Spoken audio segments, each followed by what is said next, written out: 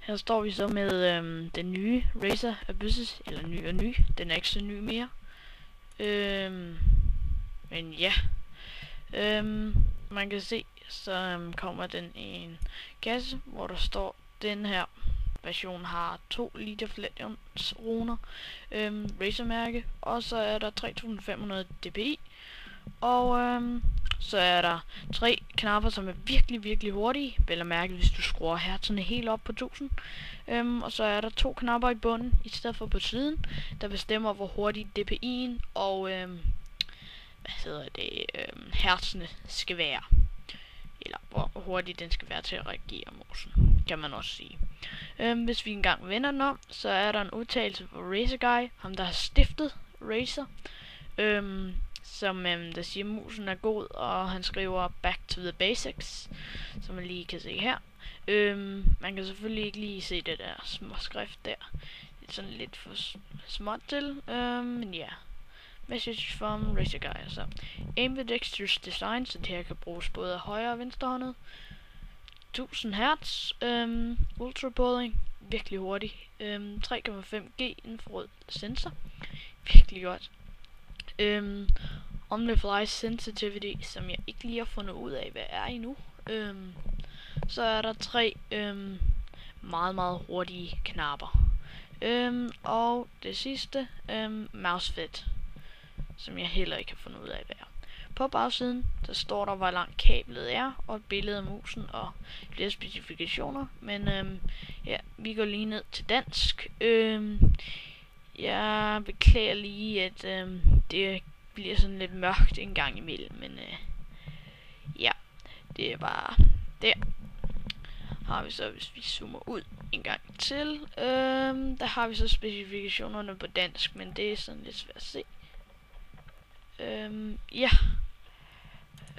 Det næste vi har er på den anden side, der har vi så, de samme specifikationer som på forsiden, bare, hvad skal man sige, sådan set bare med billeder. Så er der billedet af musen, og hvordan man udtaler det. Ubiquitous, det er et eller andet mærkeligt. Amerikanere har også svært ved at udtale det, så. Men om foran igen, så kan vi lige åbne kassen. Og når man først tager det her plastikæske ud, så er der ikke mere i papkassen. Så der faldt også lige en lille konvolut med et Razer logo på. Der. Og så står der for gamers by gamers www.razerzone.com. Og indeni, der står der så Welcome to the Cult of Razer, og nogle papirer med guides, klistermærker, hvor man skal købe den her mus.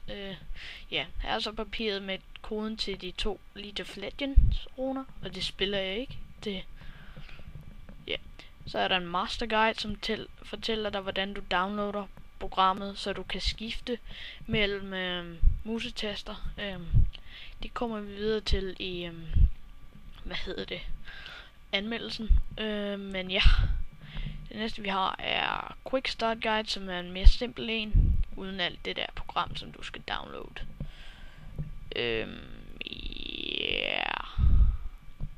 Okay. Det næste vi så har er et produktkatalog, som er sådan lige en smule for gammel. Hvis jeg prøver at bladre lidt i det her. Det kan jeg prøve at vise. Mambaen, der står 5600 dpi, og den nye har jo 6400 dpi. Og så er der nogle klistermærker, men jeg har brugt dem. Så ja, den her er åbnet en gang til. Det næste er en certifikat over, at de siger tak, fordi du har købt et Razer produkt, og det er officielt nu. Det næste er så det kort, jeg snakkede om, der fortæller, hvorfor man skal købe den her mus. Det er faktisk rimelig sejt. Ja. Det næste er så den der æske, hvor musen er i. Så kan jeg lige prøve at vise, hvor lang ledningen faktisk er. Her. Der kommer mine hænder ind i billedet. Så vi bare prøver at trække lidt. Der.